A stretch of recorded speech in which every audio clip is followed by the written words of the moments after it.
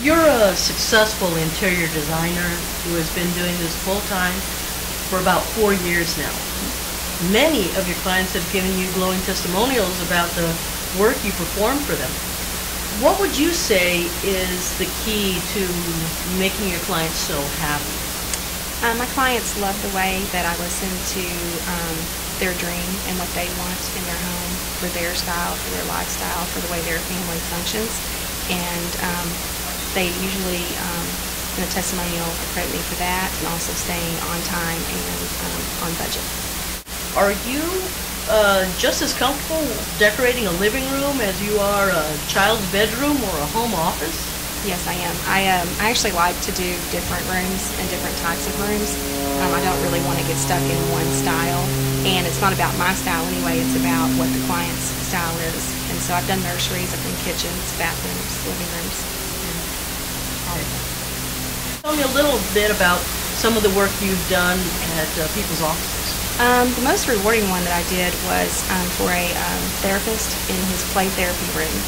He had a bunch of toys and not really any seating, and he really needed to get with these kids and get comfortable, and so we made it bright and fun and really colorful and very organized so that he could do different age-specific games with all of his aged clients. So remodeling is actually becoming a big part of our company, and I work with the contractors from the very first initial meeting actually, because structurally they can tell me, from a plumbing perspective, if we can move things here, or if we can add a certain size jacuzzi in your case. And then I manage each stage of the project as well, because the contractors are familiar with working with me. Plus it saves the client. They don't have to be there necessarily every day, but I just, as a project manager, so to speak, just take care of all that for them, in addition to picking all the tile and the colors and the design of the bathroom. Now, I noticed on your website that you're a graduate of the Sheffield School of Interior Design, and you're very active in the local Interior Design Society. You seem to keep up with the latest trends and new products. How has all of this helped you serve your customers' needs? For me to serve my customers the best possible way, I have to stay up to date on all the trends and all the styles and the best resources, because for me to be on time and on budget, sometimes budgets are very high, sometimes they're not. And so you need to have a wide range of resources to do that. And the Interior Design Society has allowed us to have very high-end resources and then some more cost-effective. What would you say to these people who say, well, I'm on a real tight budget, I'm not sure I can, I have the money in the budget for a professional designer? I find that a lot of times the clients don't really know how much exactly it's going to cost them to do something, and it has had this reputation of being very expensive to hire a designer. So I have a cost estimating tool that actually helps us figure out what their budget, or what I like to call their design investment, is. And there's a way to balance that with high-end stuff, cost-effective furniture or accessories, and so for them to achieve it. Obviously, very, very tight budgets you have to get really, really creative, but it's kind of educating the consumer and the client on what exactly they can get for their money. And then the way I purchase, they can still afford my fee, and my goal is for them to get their room done for less than they would do if they went out and bought everything retail.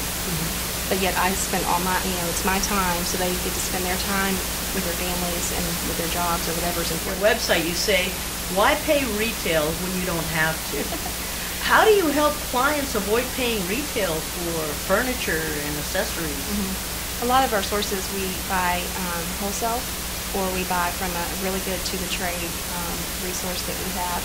And then I don't have a retail location, so I don't have to charge a retail markup. So they still have money left over, based on what the retail price would be. I could give you an example, but most retail locations charge 3 times what the wholesale cost is.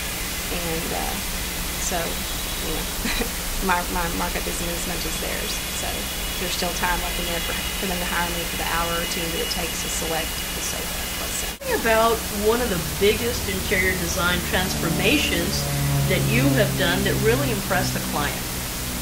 Probably the biggest one was one of my first ones. My client had started to kind of remodel her kitchen, and she had a very bad accident, and she was never able to fully recover to do it herself.